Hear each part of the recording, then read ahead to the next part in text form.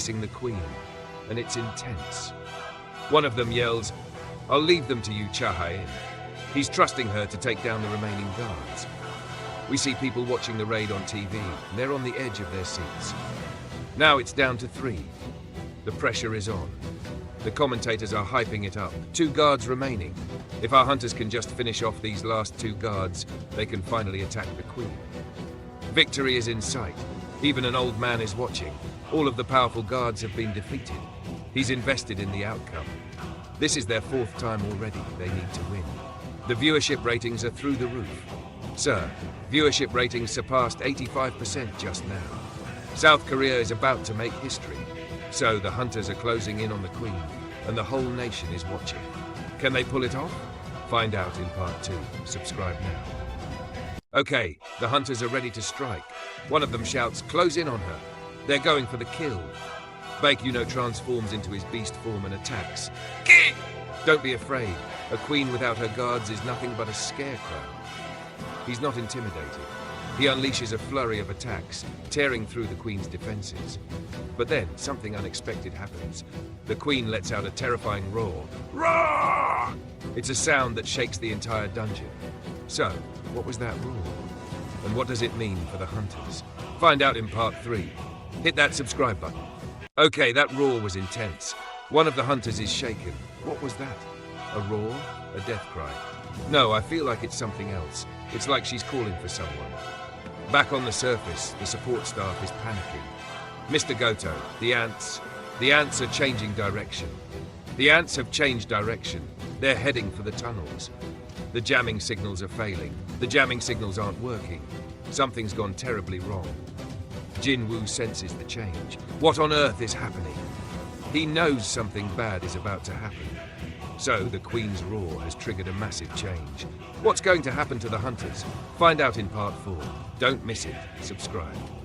Okay, back in the dungeon, the hunters are realizing the gravity of the situation. Apparently, the ants are swarming toward us as we speak. They're being overrun. They need to escape. We have to get out of here now. But one of the hunters is confused. What? Does that mean the Japanese couldn't hold them off for 1 hour? They're running out of time, but we still have time left. But the situation is dire. I don't know the details either. The association is looking into it right now. Choi Jong-in realizes the truth. The flame prison I cast over the entrance has been destroyed. They're trapped. So the ants are swarming, the jamming signals are down, and the flame prison is destroyed. Can the hunters escape? Find out in part 5. Subscribe now. Okay, things are looking grim. The hunters are surrounded and the ants are closing in. Baek Yoon-ho is struggling to comprehend the situation. This doesn't make any sense. Then, we see a massive figure emerging from the shadows. It's a new threat.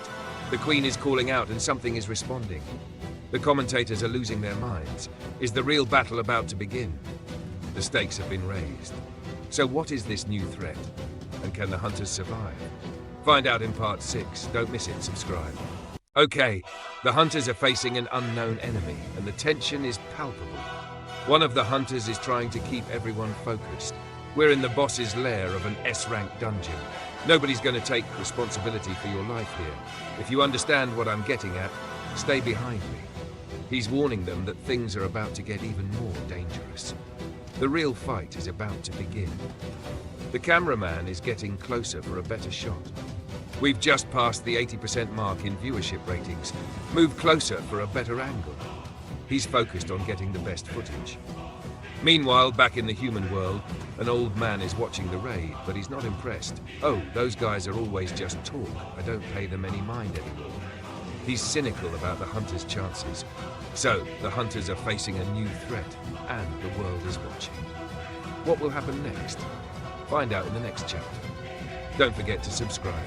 All right, hold on to your hats, because things are about to get real.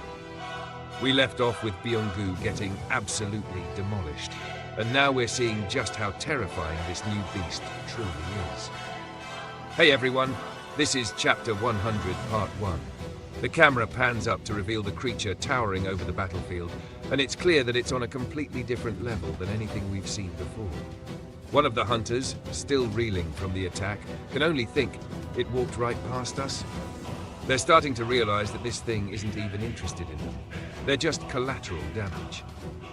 The beast takes a deliberate step forward, each footfall shaking the very ground they stand on. The tension is thick enough to cut with a knife, and you can feel the hunter's fear radiating off the screen. Then, without warning, the beast unleashes a deafening roar that seems to tear through the fabric of reality itself. Roar! The remaining hunters are sent flying like ragdolls, their bodies crashing against the cavern walls. So this new beast is not only incredibly powerful, but it's also completely indifferent to the hunters. What is its ultimate goal, and can anyone possibly stand in its way? Find out in Part 2. Subscribe now to witness the unfolding chaos.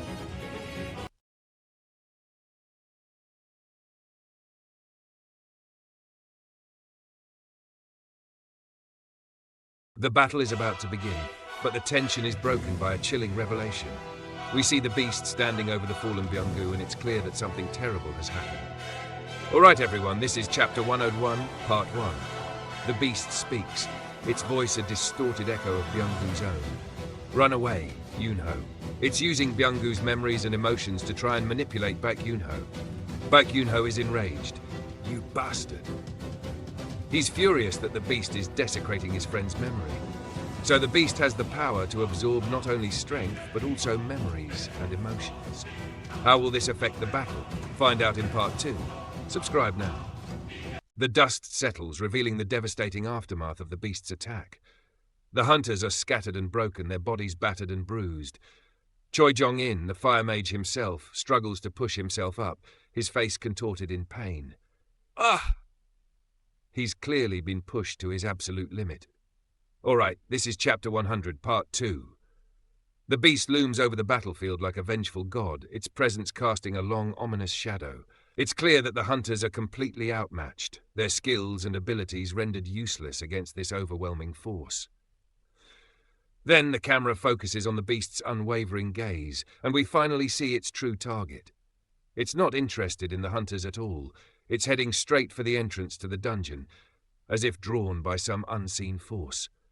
So what is the beast's purpose?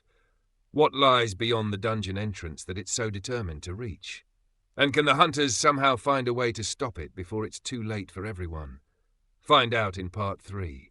Hit that subscribe button and prepare for the next stage of this epic battle.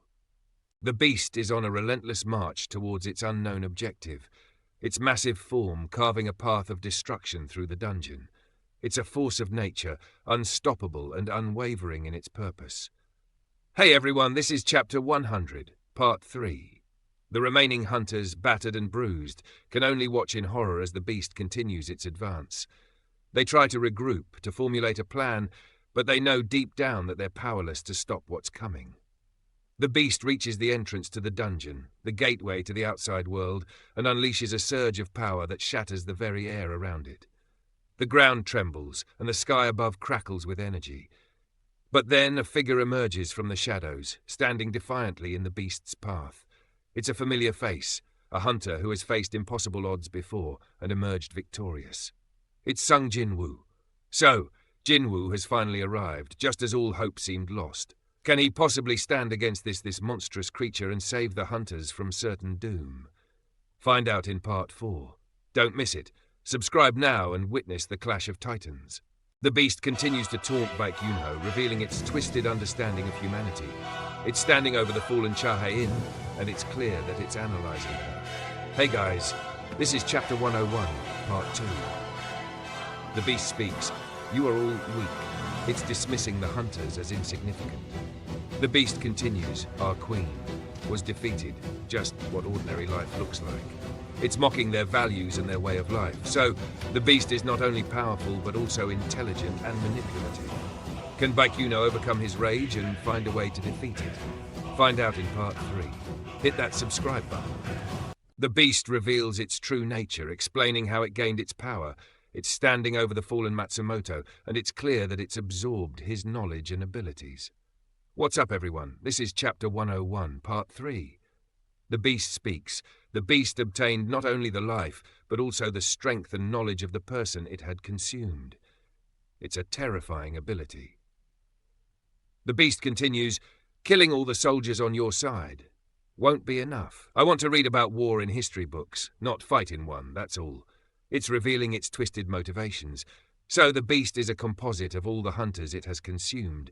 Can Jinwoo possibly defeat such a powerful and versatile enemy? Find out in part 4. Don't miss it. Subscribe. The beast finally reveals its true identity, posing a chilling question to the remaining hunters. It's standing tall, its eyes burning with an unholy light. Alright everyone, this is chapter 101, part 4. The beast speaks. Who is your king? It's challenging their very existence. The camera focuses on the faces of the remaining hunters, and it's clear that they're shaken by the beast's words. So the beast has revealed its true nature and its ultimate goal. Can Jinwoo answer its question and find a way to defeat it? Find out in the next chapter. Don't forget to subscribe and witness the epic conclusion. The battle is about to begin, but the tension is broken by a chilling revelation. We see the beast standing over the fallen Byung-gu, and it's clear that something terrible has happened. Alright everyone, this is chapter 101, part 1. The beast speaks, its voice a distorted echo of Byung-gu's own. Run away, Yunho. It's using Byung-gu's memories and emotions to try and manipulate Baek Yunho. This is a psychological attack designed to break the hunters' spirits before the real fight even begins. Baek Yunho is enraged. You bastard! He's furious that the beast is desecrating his friend's memory. You can see the raw emotion in his eyes, the burning desire for revenge. So the beast has the power to absorb not only strength, but also memories and emotions. How will this affect the battle? Find out in part 2. Subscribe now. The beast continues to taunt Baek Yunho, revealing its twisted understanding of humanity. It's standing over the fallen Chahae Inn, and it's clear that it's analyzing her, dissecting her very being. Hey guys, this is chapter 101, part 2. The beast speaks, you are all weak. It's dismissing the hunters as insignificant, as nothing more than insects to be crushed beneath its heel. This is a calculated move, designed to demoralize them and make them question their own abilities. The beast continues, our queen was defeated. Just what ordinary life looks like. It's mocking their values and their way of life, twisting their ideals into something ugly and meaningless. So the beast is not only powerful, but also intelligent and manipulative. Can Baek Yunho overcome his rage and find a way to defeat it? Find out in part 3. Hit that subscribe button. The beast reveals its true nature, explaining how it gained its power. It's standing over the fallen Matsumoto, and it's clear that it's absorbed his knowledge and abilities, adding them to its already formidable arsenal. What's up everyone? This is chapter 101, part 3. The beast speaks. The beast obtained not only the life, but also the strength and knowledge of the person it had consumed. It's a terrifying ability, one that makes the beast a constantly evolving threat.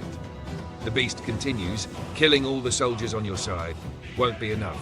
I want to read about war in history books, not fight in one. That's all. It's revealing its twisted motivations, its desire to simply observe and learn, regardless of the cost.